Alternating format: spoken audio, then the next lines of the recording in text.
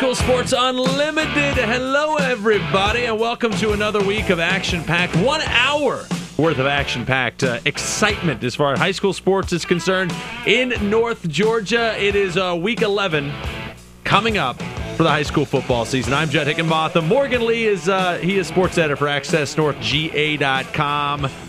Got your eye black on, or are you getting ready to get it on? Ready for the postseason? We're almost there, man. We're almost there. I don't know, man. Without any NBA games, I'm just so disappointed and depressed these days. I don't know that I can live with myself. I'm totally with you. Totally with you. Actually, I miss fantasy basketball more than the actual NBA, but I don't know. I didn't know anybody even played fantasy basketball. Yeah, I know. There's a couple of us out there. There you go. Well, most everybody doesn't really care about the NBA. They care a lot about football, both college and high school. And, boy, there's been some great local action on the high school level as far as football is concerned.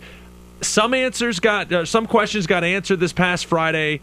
Some are still up in the air, obviously, because, now we're into the crossover games. We're into, these teams, you win and you're in, basically, as far as the state playoffs are concerned. Some teams already know they're in. And we will start at the very top, and we will start with the East Hall Vikings. They don't know if they're in the playoffs quite yet, but they took a huge step in the right direction. My hat's off to the East Hall Vikings. They had to get a win against a very good Banks County team, and they went out there, Morgan, and maybe played their best game of the entire season.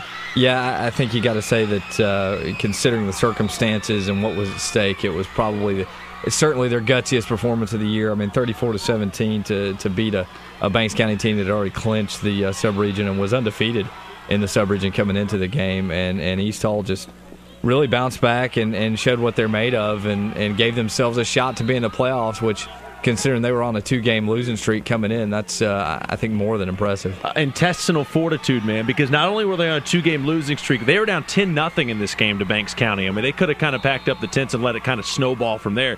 Give them credit, man. They came back and won this game second quarter and then in the second half. Yeah, absolutely. I wrote my 5 things this Monday morning about, one thing for sure is that East Hall has heart, and it's impressive that, a program has to have at some point kind of a defining win in order to turn a corner. And hopefully maybe this is it for East Hall, because they've been kind of flirting with being in the playoffs and being right there the entire season. And when they absolutely had to have it, they did it on Friday night. And that was, like I said, very impressive, and certainly hopefully something that they'll be able to look back on in a few seasons and say, hey, this is where we turned the corner. If you're watching this game on AccessNorthGA.com, you're seeing some good highlights. Our cameras were at this game. Cameron Davis and, of course, Jamon Witt. Those are kind of the 2 action guys on this team. They each rushed for 2 touchdowns for East Hall. And maybe Brian Gray, I don't know if you talked to him this week, but Brian Gray, you could probably take a soundbite from before the season, the first couple weeks. He sounds all excited, all this stuff. And the last couple weeks have been like, mental. It's been mental. But I think one thing that he said after that game on Friday night was that they didn't even worry about Banks County, right? They worried about East Hall as far as practice leading up to that game. Yeah, absolutely. That was their concern was all on themselves, because they know that they have the talent to compete in that region week in, week out. And when they screw up, lately it's been because of turnovers and mental errors and things that they can fix themselves. And it certainly seemed like they handled that this past Friday. And by the way, I think I know why they won. Yeah, why? No flat black helmets. You see, there was actually, it looked like there was a... It had some sheen on it? It looked like it had a reflection. Oh, man, that's fine. Hey, listen, whatever gets it done. I'm a Viking supporter, but I'm a huge flat black helmet. I love the black on black, man. Vikings have outstanding uniforms. So whatever gets it done, So congratulations to East Hall. By the way, Banks County fans, nothing really hang your head about. You still have a chance to win the region, and you're definitely making the playoffs and hosting a first-round game. We'll talk about the action coming up this Friday. All right, Stevens County comes into the Brickyard and gets themselves a win. This game was on radio. Yours truly had the call. Thornton's going to bounce it to the outside after getting the handoff, and he's got room to work. He's to the 30. He's to the 20. Inside the 10. Breaks a tackle. Touchdown, Stevens County. 43 yards for Chaz Thornton. My first look at Chaz Thornton is Stevens County gets a 39-14 win against North Hall. He's a stinking good player, man. He's a beast. I mean, he is a beast. For being, he's probably about 5'8". Yeah. And but he is a very compact and explosive 5'8". Wrote in the preview story that's up on the website today that he's got a very unique blend of strength and speed, and just an incredible kind of balance. I mean, something that's just kind of innate. Yeah. He's very, very hard to bring down. His center of gravity must be around his ankles. I don't, I don't think I ever saw him get tackled by one guy. No, I don't think he did. I mean, there was a lot of broken tackles. You see Amani Cross kind of drive over guys and get out of tackles, and Amani's a big guy. You can definitely see that. But with him, Chaz Thornton isn't he just kind of the symbol of Stevens County this year? Undersized, but they just come out and they will hit you right away, and they're going to play good football. Yeah, I think he is kind of a microcosm of what the Indians are. Certainly, they're not a big team. I mean, I think their coach Travis Nolan will tell you that from the get-go. They're not a very big team, but they're a fast team. They've got a lot of heart, and when you try to stop him, you see what happens. I mean, he is Chaz Thornton is he's a load. That's all I can say. I mean, it looks like when he runs, I swear it's like his knees are coming up and hitting himself in the chin. Yeah, exactly. And it's very hard to tackle somebody that runs like that. Chaz, we'll talk a little more about him later on in the show, since he did have a very, very good week. Coming into the game, though, for North Hall, I was thinking, I was like, you know what? This is a game that North Hall can definitely win. Bad matchup maybe against Franklin County the week before, but you see the size of Stevens County, and they are undersized on the defensive line. It's like, North Hall is going to kind of push them around. It didn't happen in this game, and North Hall had some of the same problems they had against Franklin County. I mean, Amani Cross is held under 70 yards rushing in the game. Boy, I mean, that's a huge, glaring part of that ball game. Absolutely, and I think the biggest key on what you saw on Friday night was that Amani never really had a chance to get going. Exactly. There were so many times that he got a handoff, and there was 1, 2, 3 Stevens County's defenders already, in the backfield with him, either knocking him off balance or just harassing him to the sideline because they're not very big. Like I said, their defensive tackle I think is. Their nose guard, I think he said weighs 148 pounds. 5'5", I think. Yeah, but they shoot gaps and they get in there and they mix things up and offensive linemen are often kind of looking like, okay, where did he go? And all of a sudden he's in the backfield. Yeah, exactly. So Stevens County, they know how to work it. Correct me if I'm wrong. Didn't really matter if North Hall won or lost this game since Franklin ended up getting the win. Is that correct? Yeah. Once Franklin County beat White County, North Hall was assured of the number 3 seed regardless. So it would have been nice to have this win, obviously. But, in the grand scheme of things, it didn't really make much of a difference. Franklin County keeps on rolling. By the way, we'll talk more about what North Hall has to do to make the playoffs coming up. Franklin County gets another win against White County. This was an interesting matchup to me because Franklin had been playing such good football. White County has finished the season quite strong, and it turns out to be a pretty close game. Yeah, it was. White County had a chance to tie this up going in late and had a fumble near the goal line, which is apparently a pretty close call sort of thing. And White County's been that way all season. They've played so many teams tough and come so close so many times just to kind of watch it nicked away in the end. And they're going to be a good football team going forward. Bill Ballard, I think, is really going to have that team playing well in the future. But absolutely got to credit Franklin County for holding on and getting a big win and sealing that number 2 seed for the playing game. Yeah, Franklin definitely has a chance to make the state playoffs. One more thing about White County is that you mentioned Bill Ballard. He's shown in his resume he's a very good coach. I think you kind of had to expect. They changed the offense, they changed the coaches, they changed everything. Maybe take a little while for White County to get it going, so they're not going to make the playoffs this year. But I think it's kind of worked out how they planned it, right? Yeah, certainly. They've got so much youth on that team. I mean, they graduated, I think, 14 seniors off of last year's playoff team, and even if there hadn't been a coaching change, you knew there was going to be a little bit of some growing pains because of that youth. But now that Ballard's had a chance to kind of institute that option offense and his style of defense, I really think that they're going to be looking at good things going forward. Yeah, Sean Pulliam for Franklin County, another 100-plus yard rushing performance. They run that option very, very well at Franklin County, and if they make the playoffs, watch out. They might be able to pull an upset or two. And we'll have to wait and see what they do this coming Friday. All right, coming up, some more action around the area from this past Friday. Hab Central in a barn burner? No way. And break up the Lakeview Lions. They continue a winning streak. High School Sports Unlimited rolling on after this.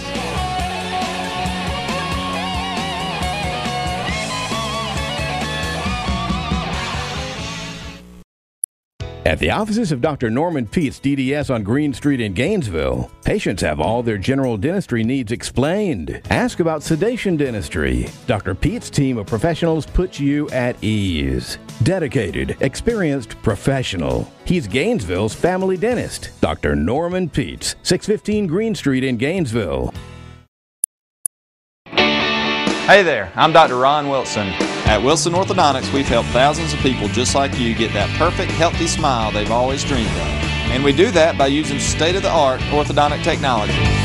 Children and adults love our exciting Georgia Bulldogs game room. Come in and experience the atmosphere. Our team is the best around, and they treat all our patients like they're part of the family. They were so nice to me. Call us today to schedule your free consultation, and I look forward to seeing you here soon.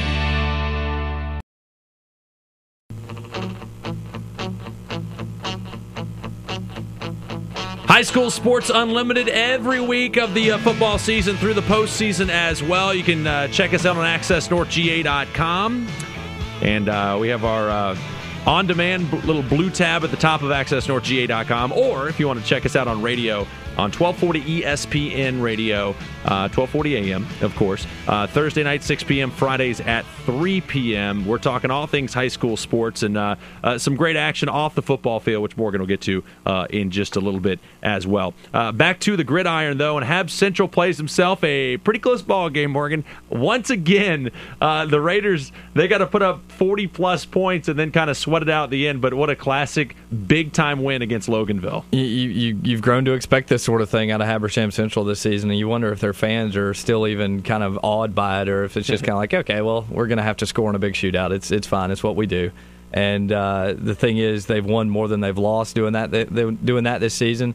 They've got, arguably the best player in all of Class 4A in quarterback Kelvin Ellison. And when you've got that, sometimes you just have to ride with the offense. I know a lot of teams would rather win with defense, but when you have to do it with offense, might as well do it. Yeah, exactly. Habs Central rolls up over 450 total yards in the game. Over 1,000 yards of offense between these two teams. Absolutely amazing. Habs Central, do they have a playoff spot, or they need a little bit of not necessarily help, but need something? No, they win at they defeat Rockdale County on Friday night, and they're definitely in. I mean, they're more or less in as it is. Yeah. Because the only way that there could be a 5-way tie for fourth. But they have the head-to-head tiebreaker over three of those teams. The only one would be of Cedar Shoals, and then at that point, I'm not exactly sure what the tiebreaker would be between five different teams. I don't think you can flip a coin with five teams. Five-sided coin. Yeah, and it's almost a dice. Yeah, and they only play each other, so it's not like you can go for non-region schedule, etc. So. I basically just handle your business this weekend against Rockdale County, and you should be able to do that. Rockdale's 1-8. So. Yeah, exactly. Habs Central, they're used to squeaking out wins, and they have to squeak out a playoff berth.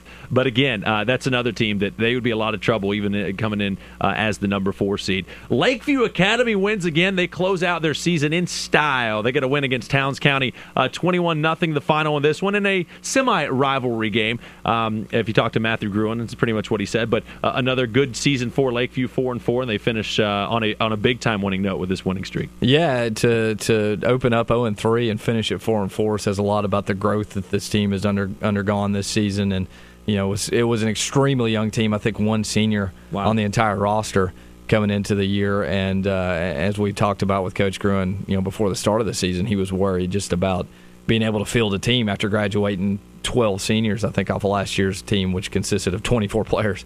So when half your team graduates, you kind of worry about the future, but I think the future looks pretty bright over there right now. I don't know if you know this or even if the school knows this, but is there some 5-year plan for this as far as them playing non-region at some point to kind of step up? And I don't know if they play a region schedule anytime soon. I'm not 100% sure on that. My guess would be that they're just kind of playing it by ear and see how things going. Yeah, exactly. When you only have one senior on the team, and they don't field a very huge team anyway, really. And so a lot of guys that play both ways. But Lakeview Academy, another outstanding year. Congratulations to them as they shut out Towns County by a 21-0 final score. Flowery Branch back in action in a game that I thought could be a trap game. This game was on radio as well with Chris Schiavone with the call. They're going to hand it off to the right side. No, Coker's going to keep it. He's going to go right up the middle, slips through one, jumps over one man, touchdown!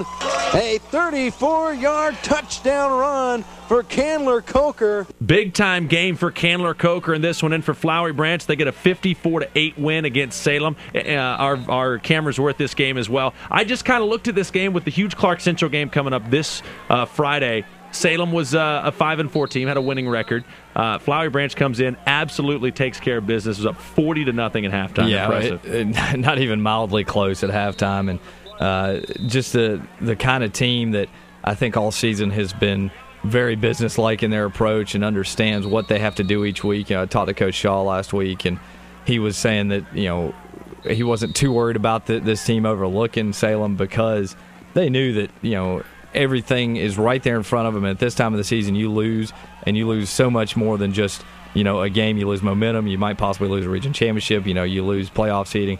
So I think with everything that this team kind of understands about itself and what it wants to accomplish, I just think he was very comfortable with how this, how their mental attitude was carrying itself during the week. Yeah, absolutely. They run that option. They can throw the ball. They can also run a little bit. Jeremy Haley, a very, very good running back. But to see Candler Coker go out there and get 135 yards rushing on just 5 carries, that tells me that they're trying to cover the pitch man and everything else, letting the quarterback go. And Candler Coker shows you can beat him with he can beat you with his legs. Yeah, he's a great athlete, and he's somebody that if he gets out in space, he's going to run for a long time, which he did against the Seminoles. And I think things are obviously it's going to be a little bit tighter this weekend, but certainly he's somebody that is going to make things happen pretty much against just about anybody he plays. Big time matchup coming up this week over in the Athens area. We'll get to that. Flowery Branch ends the season with possibly their toughest game of the year. Gainesville Red Elephants go down to Oakwood and take on West Hall, and it was a freshman running back getting the job done. Joel Williams had the call on 1240 ESPN Radio. Bird again. Bird with a hole. Bird to the 50. Bird to the outside to the 40. Bird down to the 30. He's to the 20. Trying to pick up a blocker, doesn't Harrison. Touchdown. Red Elephants touchdown. Michael Bird. A beautiful run of 69 yards for the Red Elephants. Appreciate Harper LaBelle not screaming during that Michael Bird run. No, just kidding. I love you, Harper. 204 yards on the ground for the freshman Michael Bird, a team that loves to pass the ball a little bit. I think Coach Miller will take somebody getting 200 yards on the ground. Oh, absolutely. That makes things easier for everybody when you've got somebody who can rip off 204 yards in the first half. Unbelievable. Yeah, they've got so many weapons over there. They have somebody new step up, it seems like, every other week. And this week it was Michael Bird's turn, who is a kid that everybody was kind of oohing and awing about last year in middle school, and now he comes up and kind of works his way into the starting lineup late in the season, and he just showed you he's got a ton of talent, ton of speed. Comes from a family of guys that have played big-time football for Gainesville for years. So sounds like a lot of Gainesville players, doesn't it? Yeah, it really does. There's a lot of heritage, within certain names in that program, and kind of always has been. But yeah, I think if they've got somebody that can run the ball like that, that's just going to make them that much tougher to stop. Yeah, absolutely. So Gainesville takes care of business. 41-0 is the final score against West Hall. Just like with Flowery Branch, Candler Coker didn't throw the ball a ton. Deshaun Watson, he threw 19 times, 6 of 19, so the numbers weren't that good, but I think that's just fine. Kind of keep his shoulder on ice a little bit and wait till next week. Yeah, and a lot of that, from what I understand, was just drops with it being so wet. I mean, it's the first, rainy football Friday night that we've had all season, and plus it was cold, so yeah, it kind of stings the hands, I think, coming in a night like that. So it's not too surprising, but when you can run for what was it? They had 407 yards rushing total. Yeah. When you can do that, you don't really need to worry about throwing the ball that much. Yeah, just watching the North Hall game, the first half particularly when it was raining, it was just the ball kind of looked like a medicine ball out there. I mean, they're just throwing it around. I was like, couldn't do much with it. So, shot put. Yeah, exactly, pretty much. So Gainesville gets the win on the shoulders of the freshman Michael Bird. We'll see how much he's kind of in the mix as they go forward. Gainesville going for a region championship. We'll talk more about that coming up. Lumpkin County gets a win against the Chestatee War Eagles, 41-18, the final in this game. Lumpkin County is one of the better teams in this area that's not going to be the playoffs. No, due to the way that Region 8 AAA sets up, Lumpkin County finishes up with the 4th seed in 8 AAA A, Sub-Region A, and so they will not get a chance to play for the postseason. That being said, they've had a pretty good year so far. They're 5-4 at this point, and got a real good chance to finish up 6-4. And I think coming into the season, I don't know that you would say they'd necessarily take that, but I think they would have been okay with that. On the other side of the coin, Chestatee is probably one of the best. I mean, I'm being serious. One of the most talented 2 or 3 win teams in this, probably the most talented 2 or 3 win team in this entire area. It's been all about injuries with this team and everything else. This is kind of the year that could have been for Chestatee, but nothing broke their way this year. No, it was literally. They started off so great, 3-0, and then the one loss that they had before going into sub-region season was a very close loss to a pretty good Monroe area team. But then, as we've said so many times, once they got into that North Hall game, starting quarterback Jordan DeGraff went down, and it seemed like everything just started to spiral at that point. And when you're not used to pulling out those big wins and things start to spiral, things kind of, the roof can cave in pretty quickly. Some other scores: Jefferson gets a win against East Jackson, 35-7. I don't think there's much of a surprise there. Johnson once again shuts out a pretty good team in the first half with Monroe Area 0-0. Monroe Area ends up winning 21-0 against the Knights. Surprised at all about the North Oconee Elbert County score, 17-6. A couple undefeated teams, but you kind of almost think, okay, Elbert County, they win. This is the kind of games they win. Yeah, I was a little surprised by that. North Oconee is certainly a very good team in its own right, but I think everybody expected Elbert County to come through that region with the championship, and with the amount of players and size and speed that they've got, and the fact that they did it last year with most of those same guys. But certainly North Oconee is nothing to sneeze at. No, absolutely not. Dawson County gets a big win against a Rabun County team that really has pretty much played with most everybody and kind of threatened them. Dawson County's got a good offense. They put up 41 points against Rabun, and watch them going forward this Friday as they try to make the playoffs as well. All right, we'll take a break. When we come back, we got your player of the week, and we will take a look at these huge games coming up this Friday night. Stevens County fans, not only talk about your team, but also about one of your standout players. Player of the week comes up next. North Georgia's News Talk, WDUN. High School Sports Unlimited rolls on after this.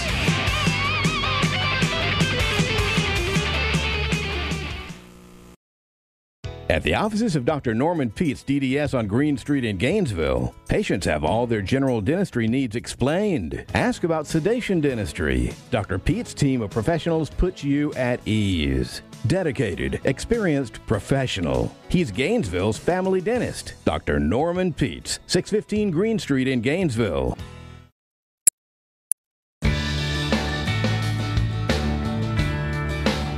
I will not march blindly into the fluorescent light of Monday morning to a job I do not love. I will not go with the flow. I am not a carbon copy. I will visit this website before tomorrow because I refuse to work for the weekend, even if everyone is working for the weekend. Today, I will find a job that I love. Today, I will find my career happiness. Hey there, I'm Dr. Ron Wilson. At Wilson Orthodontics, we've helped thousands of people just like you get that perfect, healthy smile they've always dreamed of. And we do that by using state-of-the-art orthodontic technology. Children and adults love our exciting Georgia Bulldogs game room. Come in and experience the atmosphere. Our team is the best around, and they treat all our patients like they're part of the family. They were so nice to me. Call us today to schedule your free consultation, and I look forward to seeing you here soon. Hi folks, Butch Miller from Milton Martin Honda in Gainesville, and why you should get your next new car at Milton Martin Honda. First, a fantastic selection. We bought extra cars, so now we have the largest inventory in the area. Next, an incredibly low price. Plus, we'll give you more for your trade. Third, we'll treat you the way you like to be treated. Those three things combined, we call it Milton Martin Honda Advantage. So remember folks, if you think you can get a better deal on a better car at Milton Martin Honda in Gainesville, you got that right.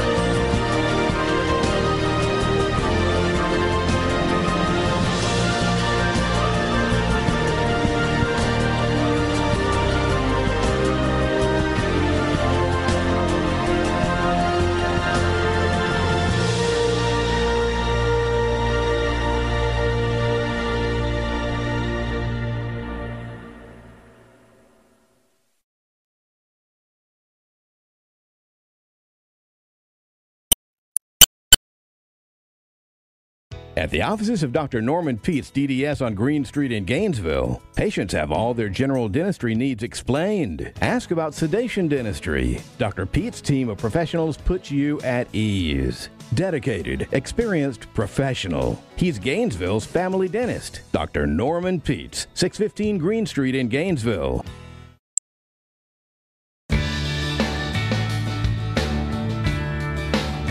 I will not march blindly into the fluorescent light of Monday morning to a job I do not love. I will not go with the flow. I am not a carbon copy. I will visit this website before tomorrow because I refuse to work for the weekend, even if everyone is working for the weekend. Today, I will find a job that I love. Today, I will find my career happiness.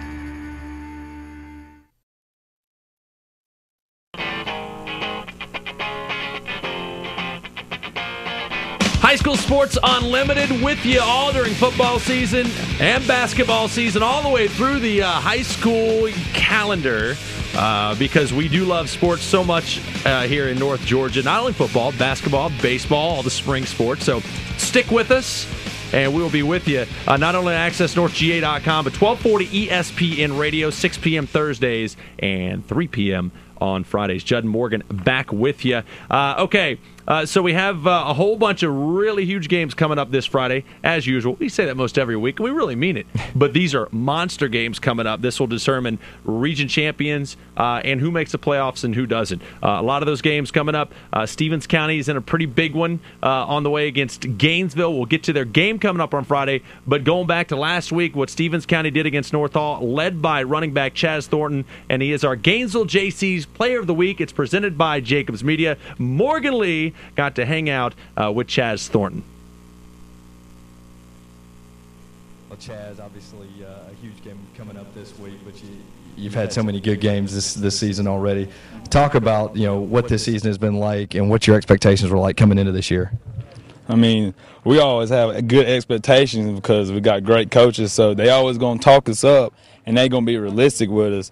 So, therefore, like, the beginning of the year, everybody didn't think we were going to make it nowhere because we're undersized. I mean, we got two linemen that's 5'5", and other ones are average. But so nobody really gave us much credit, but hard work and determination speaks a lot for itself. So that's how we came out this year, and it proved, and we showed it on the field. We play like a family because all of us are together, and every day we break it down on together because we're family.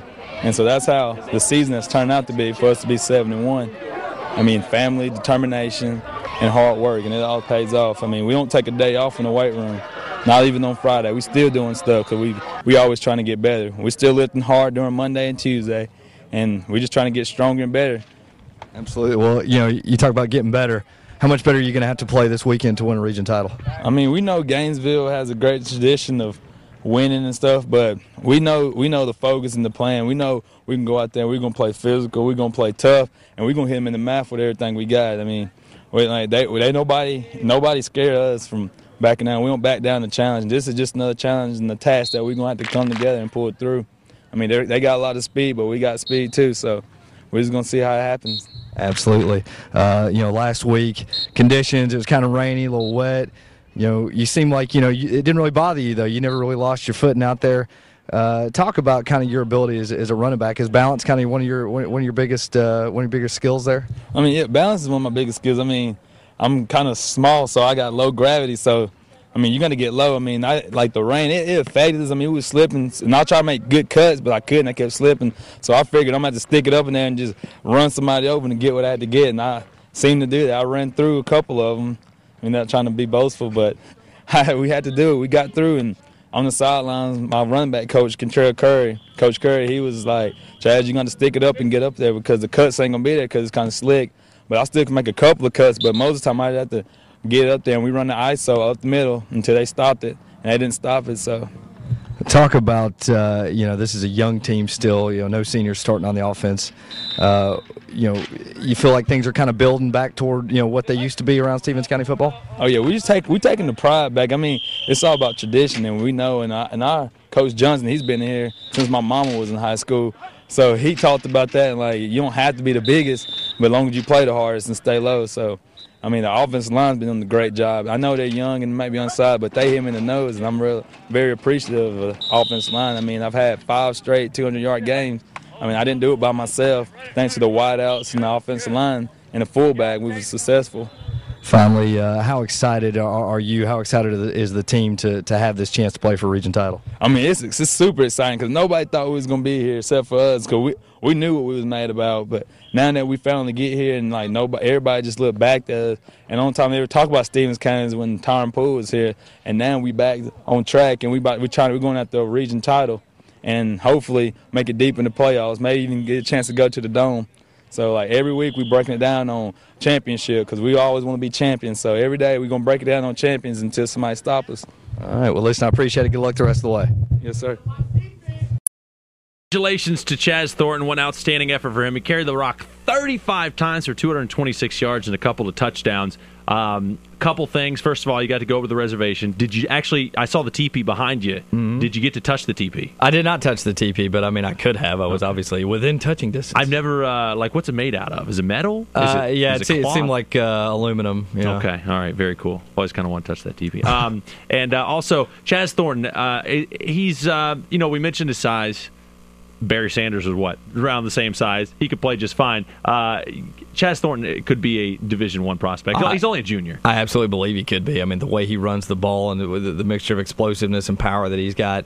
There's a lot of small guys that just know how to shift and move at just the right times. And plus, I mean, the kid can obviously take a hit. So yeah. I don't think that it would be any issue. Yeah, he mentioned his lower center of gravity, and just outstanding. Man, an outstanding football player really is, and just from that interview you can tell got a good head on his shoulders too. So Stevens County fans, you got a really good one in Chaz Thornton. All right, let's get to some of the action. We'll talk about Stevens County's big game probably in the next segment, but the big headliner game, and this is one that everybody circled before the season even started, turns out to be pretty much true. Flowery Branch at Clark Central. This is for the championship at 8-4A. Flowery Branch comes in undefeated, 9-0, number 3 team in the state. Clark Central is 8-1 on the season. And Flowery Branch is a little bit better than they were last year. I think that could be argued pretty easily. And they have a little revenge on their mind as well for what happened last year. Absolutely, they will. It won't be the motivating factor going into this week. The motivating factor will be the program's first ever region championship. But certainly the guys that were around last year remember Clark Central coming into Flowery Branch and taking them out and denying what was then a first region title. So certainly, I think it's going to be a huge game. Clark Central's got a ton of offensive firepower, just like Flowery Branch. A running back in Quinshawn Watson that's just has been ripping up people all season. A good quarterback in Cameron Johnson, and a really explosive receiver in Torrey Gartrell. So I think it's going to be a really exciting, interesting matchup between two teams that can just do a number of things with the football, and defensively are pretty strong too. Clark Central won this game 21-0 last year. Good luck trying to shut out Flowery Branch for a second straight season. I think they lost their one game early on in the season. Is that right? And people kind of, I don't know if they wrote them off necessarily. They said, okay, maybe they're not as strong, but they've come back and played very well. They lost to Heritage, who also has just one loss on the season, that being to Flowery Branch, and that was, I think, week 3 maybe, week 4. And certainly, they have bounced back from that and now have a chance where if they could knock off Flowery Branch, they could create a 3-way tie, which would have to be separated by a coin toss. So certainly Flowery Branch wants to avoid any sort of coins or tosses or any sort of tiebreakers. They just want to win this thing straight up. Billy Henderson Stadium over in Athens is where this game is going to be, and it will be on radio on AM 550. So Clark Central trying to win another region championship. They lose to Heritage. Flowery Branch beats Heritage on a goal line stand in the last 5 seconds of that game. Yeah. So very good reason to think this game could be a very close one. All right, elsewhere in 8-4A, Habersham Central going to be at home to take on Rockdale County, and as you said before, they got it in their hands. Habersham Central they have in their hands. All they got to do is close their hands and win this game. Yeah, and they're in the playoffs. And frankly, they should. I mean, I don't want to jinx them or anything like that. But frankly, I don't believe in that kind of stuff. They're a better team than Rockdale County, and with Kevin Ellison. As long as he's healthy back there, they should get it done. Yeah, absolutely. So there you go. So Hab Central trying to go to 6-4 in the regular season, trying to find themselves in the playoffs, and good luck to any any defense trying to shut down Habersham Central's offense, because they've done an outstanding job. All right, dropping down to Class A real quick. Commerce is going to be at home against Social Circle. Commerce is 3-6 on the year. The big loss last week to George Walton Academy is a pretty good team. 20-14 was the final in that one. But Commerce, how many years in a row have they made the playoffs? I mean, it's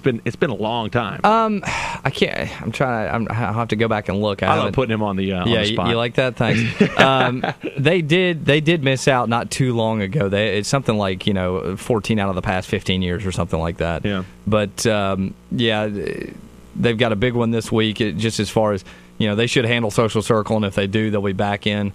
Social Circle, the only win that they've got this year is via a forfeit from Athens Christian, when it was ruled that Athens Christian had played an ineligible player. So you would think that Commerce takes care of business, but at the same time, you don't want to leave anything to chance and lose this game and have to worry about somebody else winning for you to get in. Absolutely. Some other Class A games. Prince Avenue Christian will be at Riverside. Prince Avenue is 9-0 on the year. Riverside has just one win. They are 1-8. It's kind of been a season to forget for Riverside Military Academy. And then Towns County will be at Hebron Christian. So Towns comes in just 1-8 on the year, as they will close out their regular season, and they will be taking on a Hebron Christian team that is 4-5. A lot of questions yet to be answered, including, will Buford win another region? And what's going to happen in 8 AAA? We'll kind of break down those games coming up after this. High School Sports Unlimited, more after this break.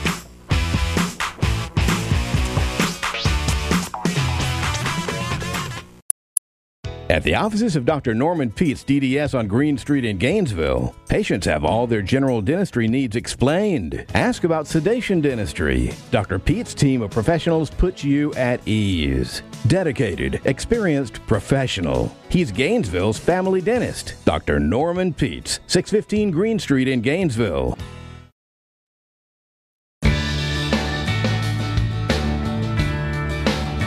I will not march blindly into the fluorescent light of Monday morning to a job I do not love. I will not go with the flow. I am not a carbon copy. I will visit this website before tomorrow because I refuse to work for the weekend, even if everyone is working for the weekend. Today, I will find a job that I love.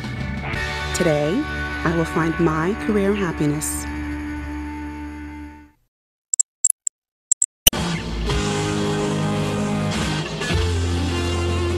High School Sports Unlimited continuing. Once again, AccessNorthGA.com is the place to see us in action. Scott McIntyre and Morgan Lee do a great job on Friday nights. They got their cameras rolling.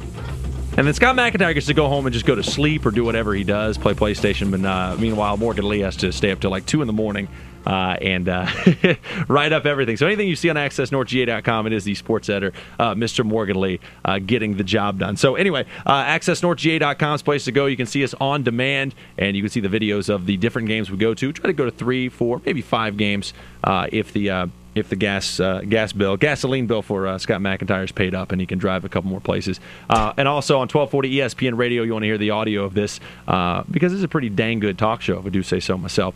6 p.m. Thursday, 3 p.m. on Friday. All right, before we get back to the football, I guess a congratulations kind of in order. Buford softball, they do it once again, right? Yeah, a state record 5th state championship in a row, going to a class of their own. They had held a tie with Eagles Landing Christian Academy for 4 straight, but that's now all Buford, and I mean, what a way to do it. They ended up losing on Friday night in the winners bracket, get knocked down into the losers bracket for Saturday, which meant that they had to play 3 straight games to clinch the state championship, and did it in incredible fashion. I mean, just knocking the cover off the ball, and I think they had, going back and trying to remember, I got so many stats in my brain right now. 12 home runs, I do believe, over the day Saturday. And so their backs are against the wall, and that's kind of when they kind of came out and really played some good. Oh, absolutely, softball. And that's what Buford softball is now. They've gotten so used to winning that once they got into that position, it was just like, okay, well, let's go out and handle business. They had a really close 11-10 win to get in, against. And now I'm blanking who they beat in the championship game. Jeez. It's been a busy week for Morgan. It's been a busy week. Excuse me. But anyway, yeah, they had an 11-10 win to get in against Pike County. Mm-hmm. To get I don't know how you forgot Pike County. Come on. Jeez, how could I? Pike County was actually the team that knocked them into the losers bracket to start the day. And anyway, so they beat Pike County 11-10 to force that winner take all championship game, and then they just dominated in that championship game. And congratulations to Tony Wolf and all those girls who have just done an incredible job over the past 5 years. I mean, there's certainly there's no other program that can stand up to what they've been able to accomplish. And as Tony Wolf probably told Jess Simpson the very next day, well, I've done my 5. Now you got to go get yours. You know that there's at least a text message, probably a phone call the very next day. So congratulations, Buford softball. Just kind of a dynasty they have going over there. All right, let's get back to the football action. Region 8 AAA, there's a lot still to be decided as far as that's concerned. A lot of local North Georgia teams are involved in this, obviously. Stevens County is going to be at Gainesville. This is for the region championship. This is kind of the way it's looked from pretty much the beginning. We thought North Hall might have something to say about it, but Stevens County really, in dominating fashion, beat North Hall. So Stevens is 8-1 on the year. Gainesville is 8-1 as well. Their one loss coming to Buford. So this is a game, maybe different styles. Gainesville likes to throw the ball no matter what really happened this past weekend, and Stevens likes to keep it on the ground a little bit. Yeah, I think it's going to be an interesting mix of styles. Very much a kind of an old school traditional game here. Yeah, it really is. Between the 1966 and 1989, these two teams played each other 29 times. Wow! And played each other for in a region championship or region semifinal setup 9 times, which means that there was 9 times that they played each other twice during the season. Now this is just the only time that they played this season, but it's certainly going to be, I think, a very interesting game. The big question for both teams is, can Gainesville slow down Chaz Thornton, and can Stevens County slow down that passing attack led by Deshaun Watson? So I'm really excited about it. I think it's going to be just a great game, great atmosphere. I wrote in the story today. I mean, this is the kind of game when they made region championship games. This is what this is the game they made them for. Absolutely, I totally agree with you. Stevens County. I've not seen Gainesville play this year. Stevens County has very athletic, very quick linebackers. I think that could be a key. If those linebackers can do what they need to do, whether they're going to rush in or drop back, that could kind of disrupt Gainesville. This game going to be at City Park, and this one will be on 1240 ESPN Radio, as all the Gainesville games are. Gainesville won this. Last time they met was 2002 in the second round of the playoffs. Gainesville won then, and the Red Elephants have a 20-9 series. There's not too many teams that Gainesville has a losing overall record against, do they? No, not really. Not really. All right, there you go. All right, so as far as the other two, so the winner of that, obviously the region champ, the loser will be the number 2 seed. As far as the 3 and 4 seeds out of the region, very much up in the air. Very intriguing game. North Hall going to go on the road to Monroe to take on Monroe area team. North Hall 4-5 on the year. Monroe area is 7-2. Records don't indicate it, but I think North Hall has a pretty good shot in this game of, I guess you'd have to say, pulling the upset. Yeah, if they can get back to playing where they were the mid part of the season. Yeah, I really think they can. I think it's going to be an interesting game between two teams that really like to run the football. They run it in different styles. North Hall with that wing tee, the more kind of ground and pound style, and Monroe with an option that's really based on their athleticism, where they'll try to rip off some big gains.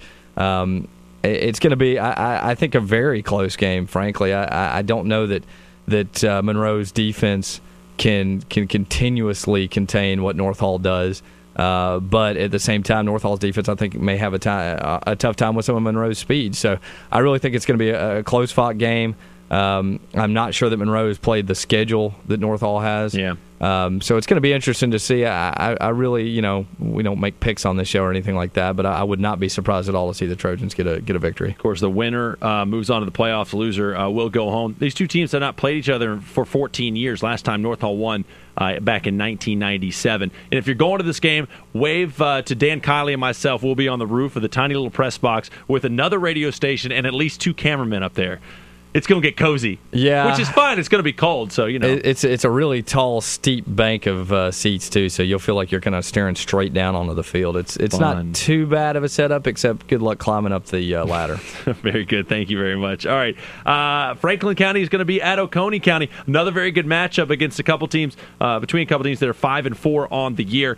Franklin comes in red hot. They beat White County 21-14 last week. Oconee County did what they were supposed to do against Walnut Grove and get the win 41-14. This looks like a pretty intriguing matchup for a shot in the playoffs. Yeah, I think so. Oconee County runs a spread attack. It's very different from what Gainesville does, but certainly they have the athletes to kind of put some pressure on Franklin County. Franklin County is really just stormed down the stretch. That triple option that they run has really kind of hit fifth gear, so to speak, and I would not be shocked at all to see the Lions, not only get a win but get a comfortable win in this game. I kind of agree with you as well. All right, Banks County going for a region championship. They're taking on North Oconee. It's at Banks County, but I guess in a way when you look at North Oconee, they come in 9-0 on the season, and they're number 7 in Class AA. I guess you have to say Banks County's pulling the upset. The question is, can they bounce back after that tough loss to East Hall? Yeah, that's going to be the issue. I think that certainly Banks County has got the power and strength to just kind of try to run and play keep away in this game. But North Oconee is just they're, from what I understand, they're huge. They've got a number of options on offense. I think 3 or 4 guys that run the ball with regularity. So it's going to be a tall order for the Leopards, but certainly one that they're going to feel like that they've got a chance to do. I smell a couple of 40-something to 40-something at the very least as Jefferson travels to Dawson County to take on the Tigers, that one at Tiger Stadium in Dawsonville. But 2 very good offenses that can really put up some numbers fast. Yeah, it'll be interesting to see because these 2 teams have already played each other once this season, and it was not pretty for Dawson County fans. It was 42-0 at the half, ended up losing 42-14. So obviously both teams have played several more games since that September 9th encounter. And it'll be interesting to see how this game plays out. I certainly think that Dawson County will give a much better showing and account of themselves than they did last time. But I think at the same time, Jefferson's defense, which was kind of not the strength of their team, has really played well down the stretch. So I'm very interested to see how this game plays out. It's been a great season for East Hall. The Vikings are at home. They got to take on Elbert County. That's kind of the bad news. Elbert's number 9 in the state in Class AA. They come in 8-1 on the year. The only loss was last week to North Oconee. So the Vikings have to get this win to get into the playoffs. I think it's fair to say anybody in Rabbitown will tell you it'd be a big-time upset for the Vikings to do it. But, I think they showed last week, you don't turn the ball over, you got a shot. Absolutely. They've got the athleticism and the explosiveness to score points on just about anybody as long as they can hold on to that football. And it's going to be interesting to see because, again, another rematch. East Hall lost 48-0 earlier in the season to Elbert County. But this is an Elbert County team that, you wonder how are they going to be feeling after that loss to North Oconee. Are they going to be sitting back feeling sorry for themselves? Or are they going to come in, ready to make a statement? And I think that's kind of the key to the game, along with can East Hall just play smart assignment football and not turn the ball over. That's the big key. Did not work out for them very well last time. They lost 48-0 earlier this season. All right, the region championship in 6AA, the Buford Wolves will go up against Blessed Trinity. This is a team that's played them pretty close in the past, but Buford comes in 9-0, number 1 team in the state, and just the way it kind of works, they have to go on the road for this game, take on a Blessed Trinity team that's 6-3. Yeah, somewhere that, again, they've already been there this season. Yeah. Buford opened up the season, it seems like decades ago, down in Roswell on August 19th with a 42-8. Back when it was 94 degrees outside. Yeah, yes. back when we had a huge lightning delay in the middle of the game because of just all the heat. And, yeah, it was a complete Buford whitewash. And Blessed Trinity did have a moment in that game where they had an 80-yard touchdown pass, but that was called back due to a hold. And from that point on, it was because at that point it was just 7-0 Buford. But after that touchdown got overturned, it was all Wolves. And frankly, not saying that Blessed Trinity is not a better team at this point than they were on August 19th, but you would have to say that Buford's a big, big favorite in this game. I would absolutely say so. This time of the year when the Wolves really, really step it up. All right, taking a look at the radio schedule real quick and where everybody will be. On AM 550 WDUN, Flowery Branch will be at Clark Central over in Athens for the region championship. On FM 102.9 WDUN, North Hall will travel to Monroe to take on Monroe area. And on 1240 ESPN Radio, Gainesville Red Elephants will go for another region championship. They will be at home at City Park to take on Stevens County, the Indians. That should be an outstanding matchup. 3 really, really good matchups on the Jacobs Media family of stations. So there you go.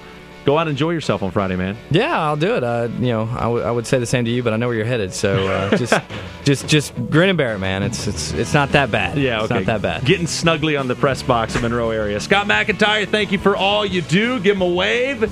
He is the man. We are done. High School Sports Unlimited will be back next week. Enjoy your games. See ya.